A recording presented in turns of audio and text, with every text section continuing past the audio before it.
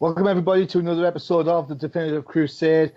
As you can tell, yet again we are 13th-less. The rumor is this week that he went to see Spider-Man into the Spider-Verse and then got really too excited because there was a Gwen Stacy in there. Don't know how true that is. Well, let's just say there was webs all over the place. Anyway, okay, joining me today in this pre-Christmas special, we have the lovely Freyja. Freyja, how's it going? It's going great. Cool, excellent. And smarting from a 1-point loss, we have random Josh. Josh, how's it going? Bitch, you had to bring that up. Oh my hell! I'm a little salty about that one. I'm not gonna lie. I'm going out on record. I mean, if you've been watching me on Twitter, Vance Joseph has got to go. I'm done. Well, I've got to say, I watched the first quarter of that game, and whilst I can say that Casey Keenum, I don't think he's anything but average as a quarterback. Loved his touchdown run. I thought the guy showed some heart. And then, of course, I had to check what the Finns were doing, and I saw the score, so I was like, oh dear, how bad.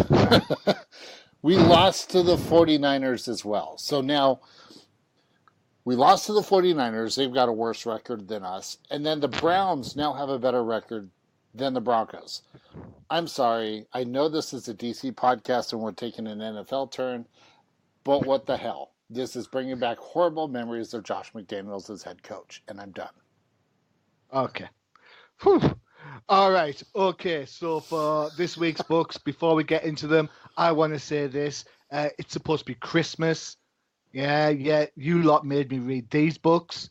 Looks like I'm going to need some more Christmas spirit, or maybe some Christmas wine, or even Christmas beer. Because this week, not only are we going paddling with Aquaman, we also have Nightwing. Who picked Nightwing? Mm-hmm. Yeah, someone's getting a piece of coal for Christmas from me. All right, okay. Right, we'll start. I think we'll start alphabetically. We'll go with. I think we'll start off with Aquaman 43. Josh, I think this was your choice. Yep. Do you want to dive right in? Yeah, I like what you did there. You're so funny. So punny. You can tell I'm getting like the 13th vibe down there, right? Yeah. Why don't we take it down 13 notches? No, I really, this book, having not really read a whole lot of Aquaman prior, this was a fun one to jump into. Is it kind of coincidental that I picked this one with Aquaman coming out this week? No, there's no coincidence. I was very curious to see how they would tie in the movie, if any, or really kind of ride on the Aquaman wave.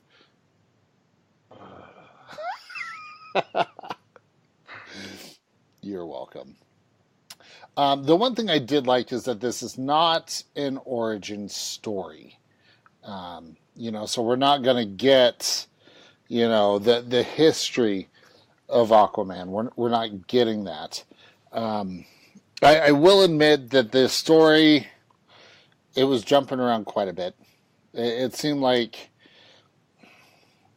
almost had a Justice League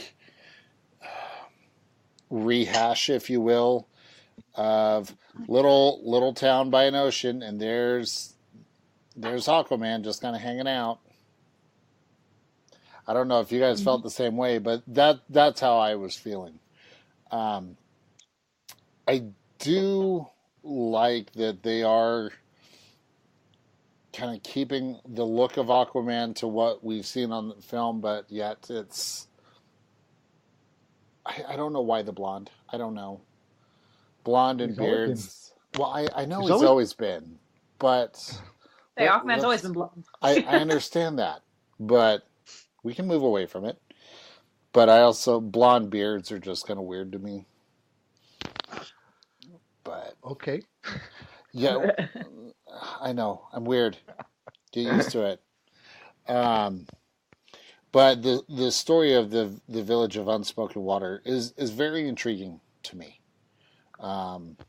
And I like that this is it was going to be a 4 or 5 part series.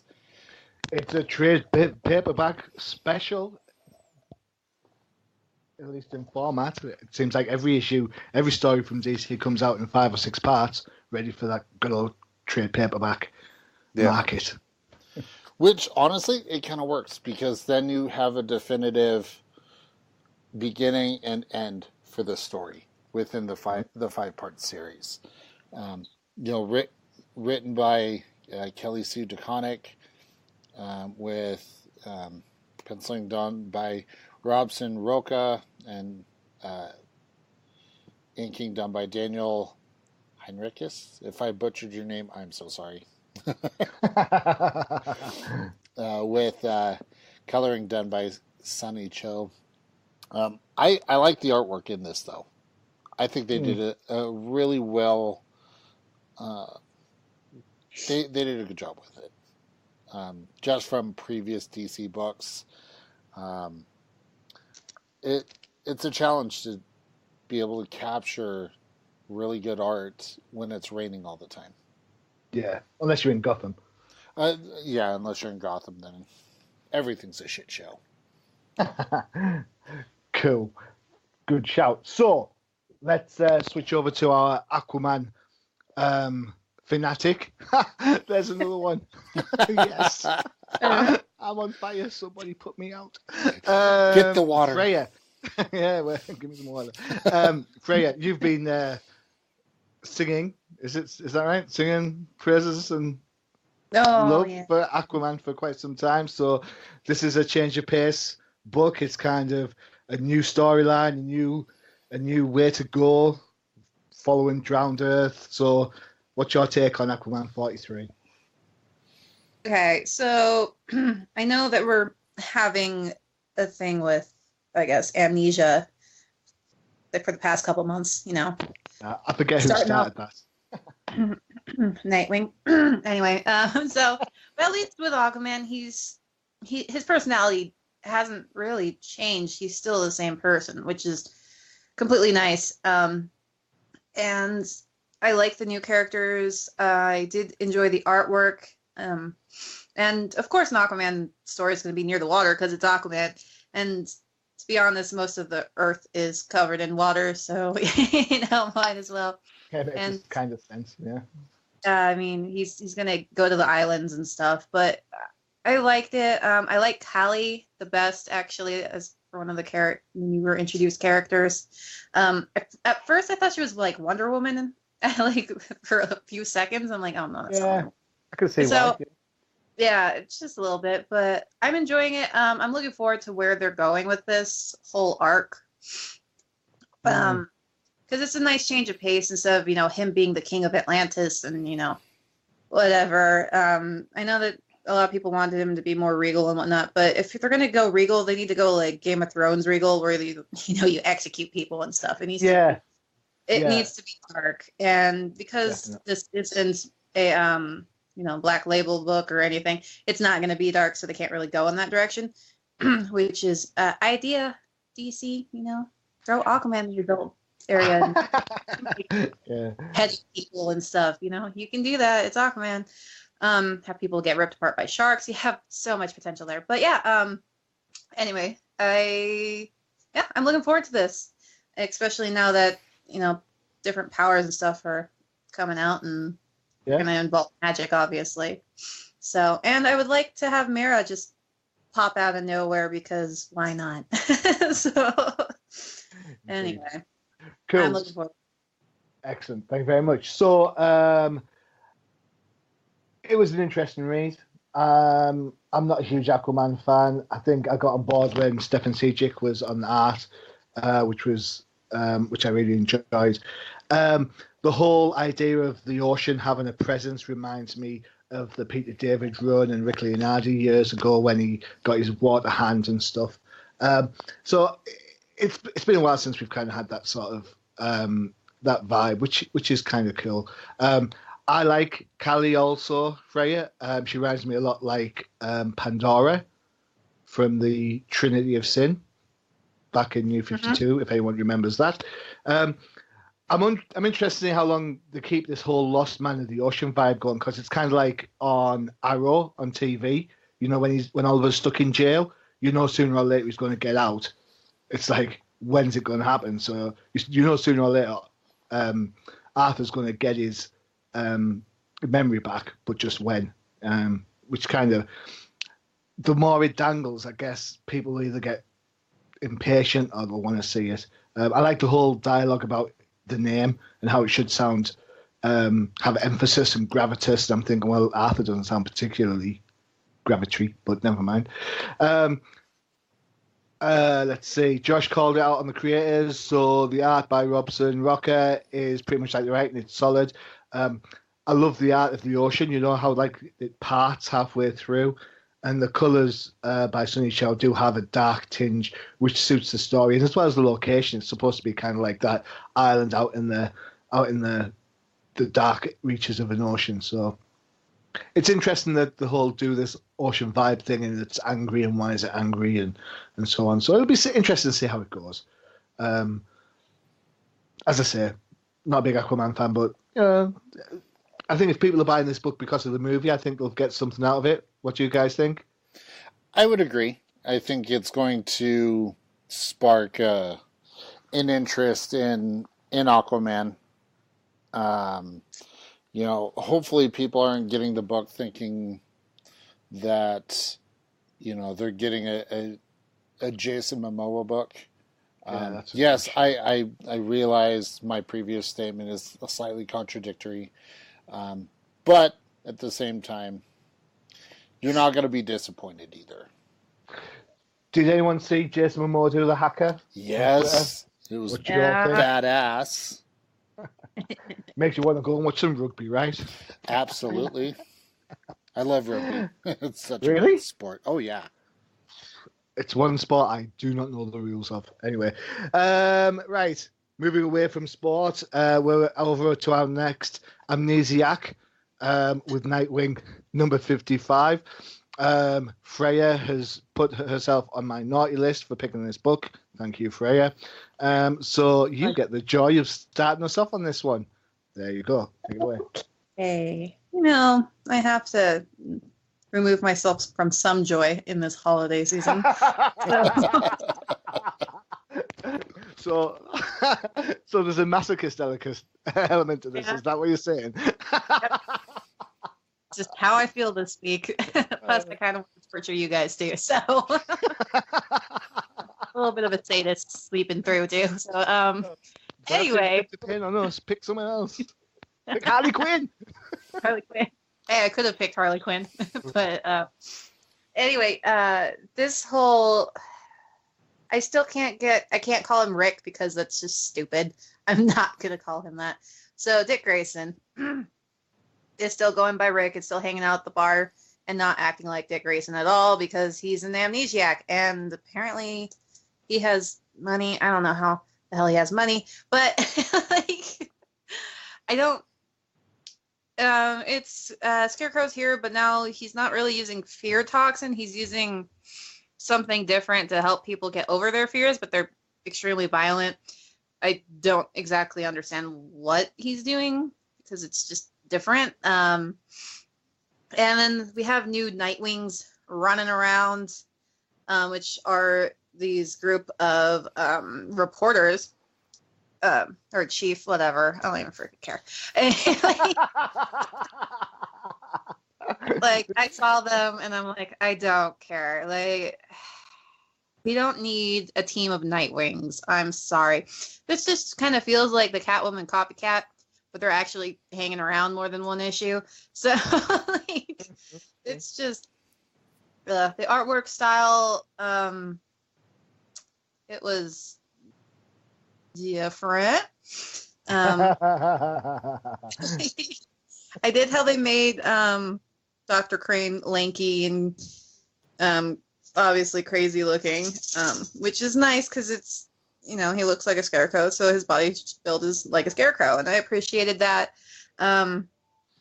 Otherwise, there weren't any problems with like background faces, which is also one of my pet peeves, so that's good. I like the use of color, especially with the fear toxin, or whatever the hell it is. Once again, I'm gonna go back and just gripe about the Nightwings, because how do they have Batman's like breathing apparatuses if they're not from Batman? Oh, don't even get me started. Don't. Where and just the whole thing, did they go to like a costume shop and just buy the Nightwing costumes and then just edit them? And one kind of looks like she stole like a Spider-Woman costume and altered it. It's just like, I didn't really like it. I just don't like this whole Rick whatever saga that they're trying to do with Dick Grayson. I really want him. I want Grayson to come back to normal soon, because I don't like this new version of him. Well, it's funny you should mention that, because I read somewhere online, it was either on Twitter, someone mentioned it, or I picked up on a website, but there's a cure for Grayson's memory, and we've already seen it. It's the downloaded memories that Barbara has when we was fighting the dark web. Oh, okay. Do you remember from a couple of series, a couple of arcs ago, maybe? Maybe vaguely. Yeah. Yeah. Back when it was really good. So I'm also going to bring up the very last page. Like, if you can look at it, look at their knees, look at their knees, look at their legs. Hang on, knees. I don't know if I want to now. You're prepping me so bad for this. Yes. Those look like if Rob Liefeld was really crap. You know how he's crappy at drawing feet? This is like a Liefeld knee. It just is, no. Yeah. So what I'm actually hoping, because I'm gonna give it. No, I'm not even gonna give it another issue, because I can't do it unless Damian Wayne or Batman show up to like beat the crap out of these fake Nightwings. I'm not continuing, because Batman showed up because Red Hood killed somebody while wearing the bat, symbol. Why would he let these fake Nightwings run around? Obviously, that's a good shout. I would prefer if it was Damian coming and just kicking their ass, because that would be more hilarious. Yes, Robin versus the Nightwings. I like it. I want Damian to show up. Batman's everywhere, so if I prefer Damian, but even Barbara, just have someone come and show up and just beat the crap out of these guys.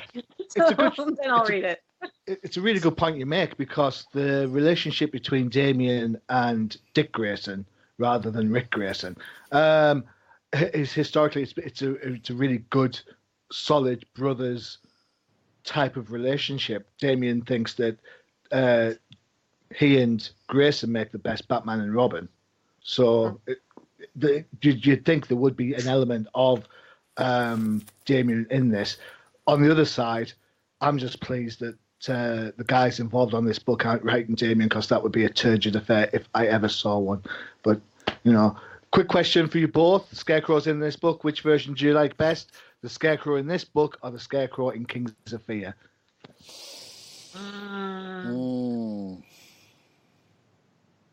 I like this one. Okay, cool. Freyja, what do you think? It's like picking the lesser of two evils. I don't. Okay, so whilst you're percolating your thought, Josh, what was your take on Nightwing?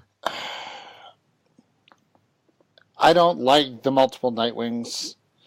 It's like they're taking the whole concept of Batman Incorporated, but making it Nightwing Incorporated. Only it's like a small business that needs to fail. I agree with Freyja. We just need Dick Grayson back. Rick. I'd be fine if Damian comes in and knocks some sense into him and beats the hell out of the others. I did also like the artwork, like with the fear toxin or the fear crap or whatever it is that they're doing. I thought that was really well done, but aside from that, like I got stuck on that last splash or on that last panel, seeing the history of all the Nightwing costumes on 4 different people. Mm-hmm. Yeah. No. No.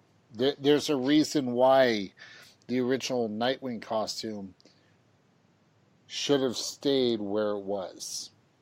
It does not need to make a comeback. And I swear to God, if I see a cosplayer do this, yeah. Because I see someone doing that. I do. And I see a group of cosplayers probably doing this off. Do yourself a favor. Pick something else. Right. Yeah. For Nightwing, hell, we would have had a better conversation with American Carnage #2. Well, I don't know. You don't know that? You don't. I take it you liked American Carnage #2 then. Over this, yes, very much so. To be fair, that's not saying a lot, right? I mean, given the last conversation we had about American Carnage, yeah, I remember that was a great conversation. I know. There might be some yelling from me if we do that again. Yeah, I don't think we want to break the internet again, so we'll just leave that there for the time being. Sorry. Anybody who's listening to this show, whilst I've been on it, will know my feelings on the people, or one of the people involved on this book. So it comes as no big surprise that I think this book is a mess from cover to advert on the back. It is, I don't know where to start. You're absolutely right. I mean, so you've got a plot by Scott Lobdell, you've got a script by Fabian Nicozia, which I know I've said the name wrong because I'm British and all that, but the plot makes no sense. And the bit that does make sense, Scarecrow using anti-fear toxin to take away people's fears so they can go out and do stupid things. It's a rip-off of an old Batman, the new Batman Adventures cartoon. Go look it up. It's exactly the same plot. The art by Chris Moneyham and Gary Brown. I applaud them for trying something different. I'm not sure it works particularly well here. It reminds me a little bit like Don Brereton, but over-stylized and without any consistency. It's just a mess. I just don't like it. It's like I dropped Nightwing after Nightwing 50. I was like, right, I'm done. That's it, and that's the first time. These last few weeks, these are the last weeks that I have not bought a Nightwing comic that's been published. So that tells you how strongly I feel about some of the things going on in here. So of course, I'm totally biased on this book, and you know what? Freyja, you're gonna have to pick something really, really good to get back on my good list. That's all I'm saying. Okay. Aww. You know what, Freyja? Just say that you're happy that the Dolphins beat the Patriots, and that's guaranteed. I can't say that because that would be a lie. So. God damn it! What's the world going to when you can't even get it? No, I don't. Okay, here I will. I heard No Price Podcast is looking for a new host. Wait a second, I'm on that show as well. Oh, wait. To be honest, guys, I don't really like football, so that's why I can't. I know, I knew that. Yeah, I know. Now, hockey, I could, I'd be all in, but it's not hockey, so. The way the Dolphins play football, it might as well be hockey, right? Or soccer. I'm fine with soccer too, so. Oh, okay. Noted. Okay, so last book up is the new 12-issue maxi series, which seems to be the rage for DC at the moment. And it's a little bit old school. Freedom Fighters #1, written by Robert Venditti, art the ex-Nightwing artist Eddie Barrows, inks by Iber Ferreira, colours by Adriana Lucas, and letters by Darren Bennett. Who would like to start this one off?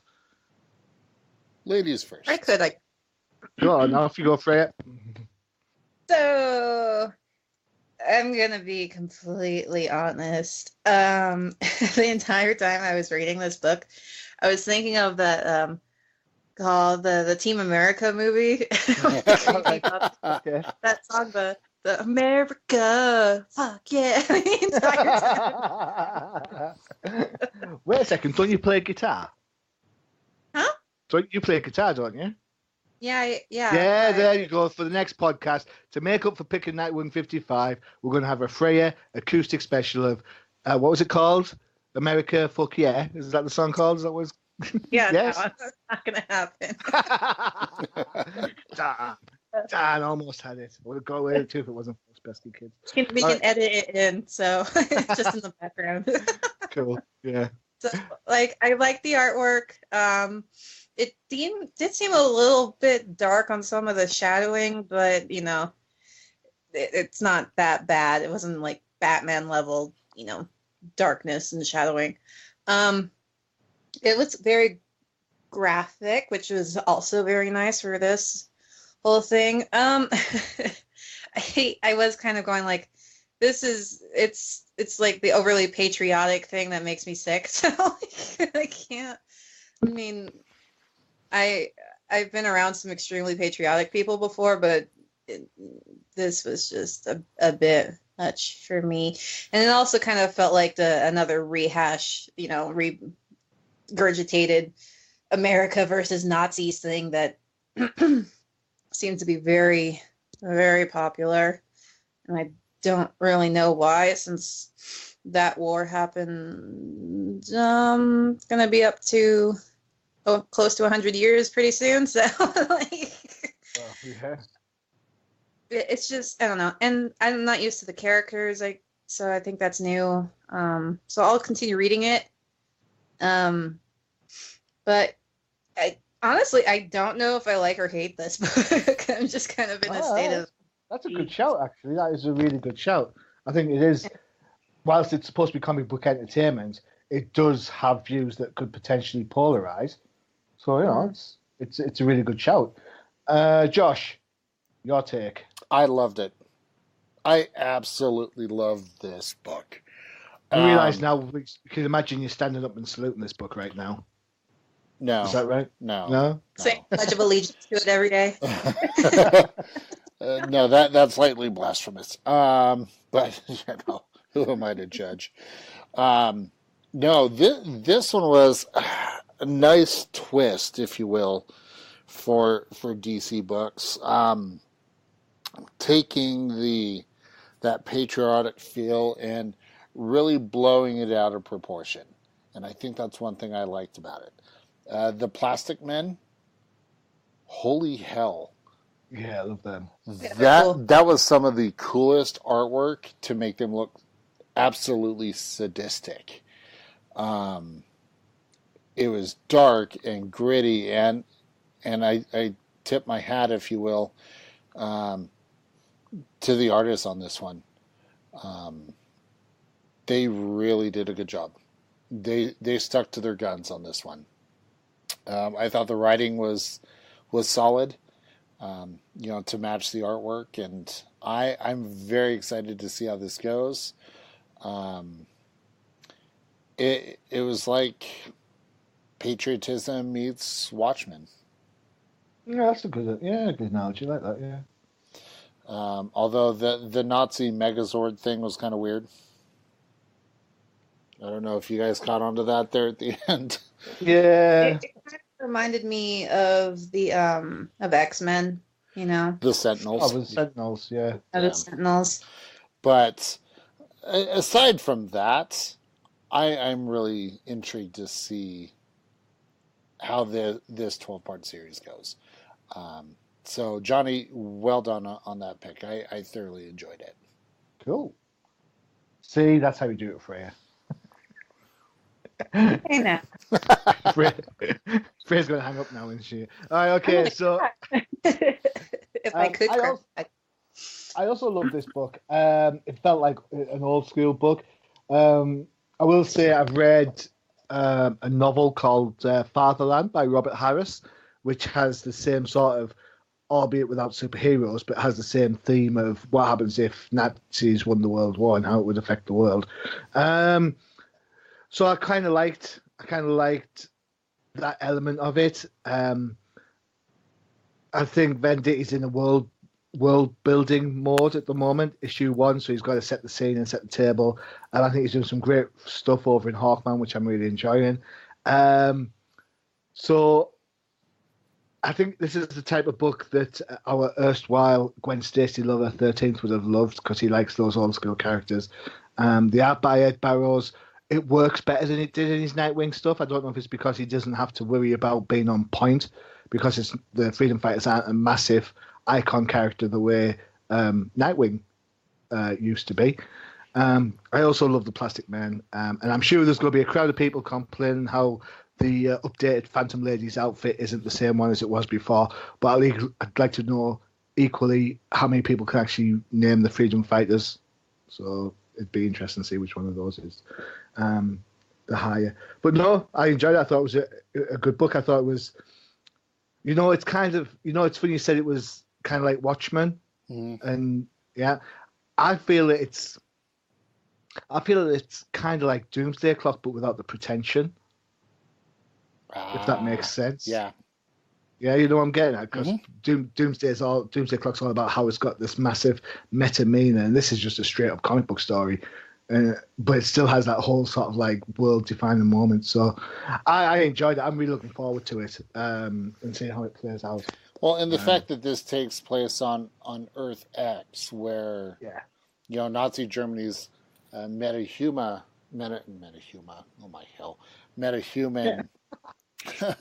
war machine, took over the Earth. So we're taking historical events and creating a new story out of it, which I am all for.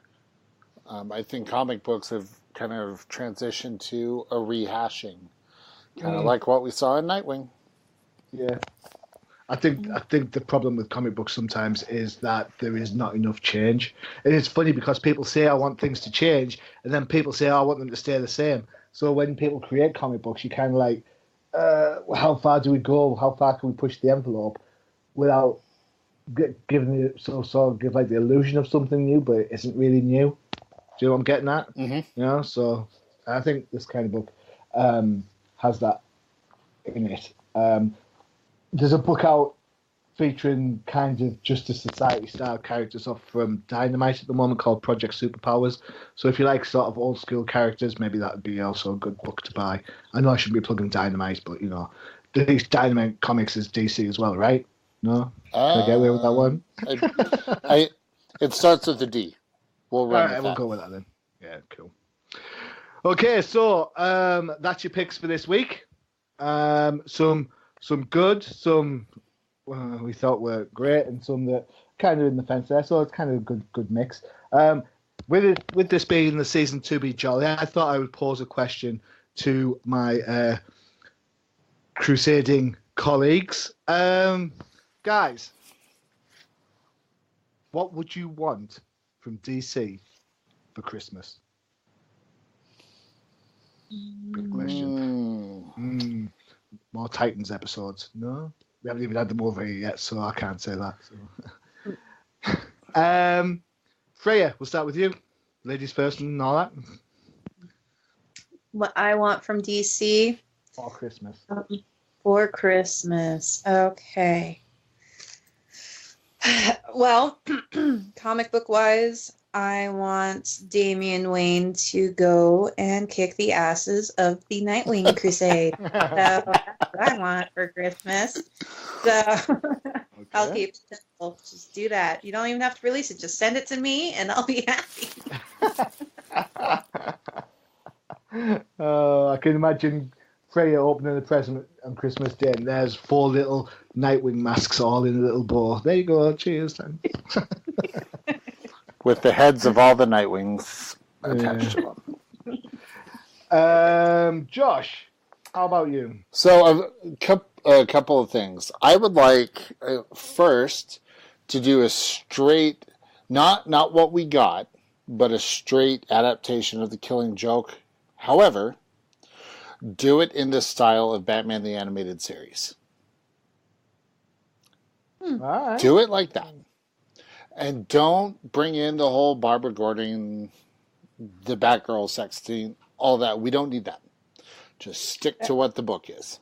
Stick to the canon. See, before we go on your second one, I have a bit of an issue with this. Okay.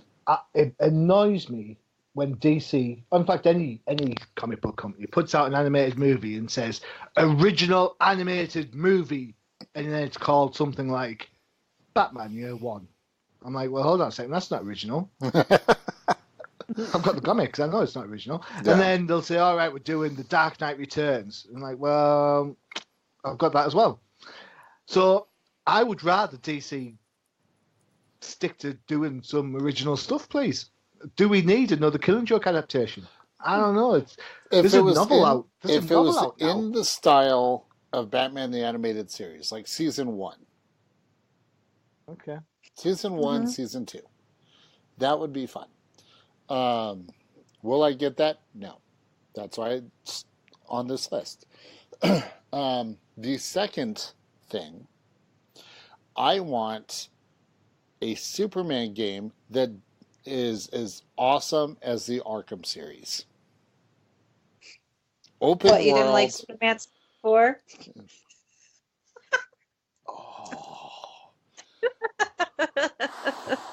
You had to bring that up. You know what? Just for that, you should play Batman Forever on the Super Nintendo. Just for that, you thought you'd play Batman Arkham Knight. What a stinker that was. Woo. Not as bad as the Batman game. No. Batman Dark Tomorrow was the worst. But Superman 64 was worse than that. So, but no, yeah. I want a game. And there was rumors that Rocksteady was developing a Superman game. I want that one now. But have it be an open world concept, and have it be more than just Metropolis. I mean, they've got games where you can go to different planets, so we could do that with Superman. Okay, cool. I would like for Christmas a Birds of Prey book that is actually good. I think too many of the characters aren't getting enough love. It's funny because Huntress has practically dropped off the face of the universe. And fair enough. Canary seems to be still getting plenty of page time over in Green Arrow. And the other thing would be, I would like to see, I want to see a Tim Drake, Steph Brown miniseries, please. Thank you. Didn't we have that? No. Did we have that already? Yeah. When? Oh, that was back. Hold on. That was way back. I'm talking about the Tim Drake now and the Steph Brown. Okay. Either that or want Steph Brown back as Batgirl, because that book was fun. Get Brian Q. Miller back, do that. But there you go. I like it. Oh, I've got one more thing. I'd like Doomsday Clock to ship on time for the rest of the run, please. That'd be great. Thanks. Oh, can I add another one since everyone else got two and I got one? Yeah, go on then. I want the DC universe to connect with their movies and the TV shows together. That's what I want. Ooh, that's a biggie, isn't it? Yes. Go big or go home. What did I see? Oh, yeah. I saw a tweet saying, how about this guy to play Constantine? I was like, I'm sure we've already got a pretty good Constantine kicking around. It baffles my brain the amount of people who ask for more actors to play the characters that we've already got good representation on. Just because they want a movie rather than a TV show. But how up to date are you guys with Legends of Tomorrow? Not really. Okay, cool. I'd have to start watching it. I think I've met more actors from the show in person than I've seen episodes of the show. That's a claim to fame. Hey, don't I know you from that show that I don't watch?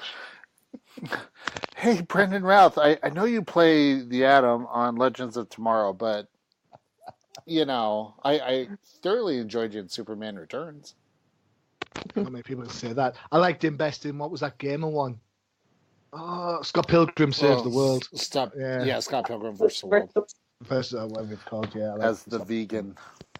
Yeah, I loved Scott Pilgrim. First time I watched it, I was like, "What the hell's going on?" And then second time we put it on, I was a little bit tipsy, which is British for drunk, and then it made perfect sense. So there you go. Okay. So what you're saying is we should watch that as an episode of Hammered Heroes. Hell yeah. Got it. That's what I'm saying. Got it. Okay. And on that note, it falls on me to wish all our listeners the best of the holiday seasons. I hope you all have a great Christmas. We will be back, I think, before the new year with a special best of the year list of comic books. And we will see you all in the new year in 2019. So, one and all, have a great Christmas.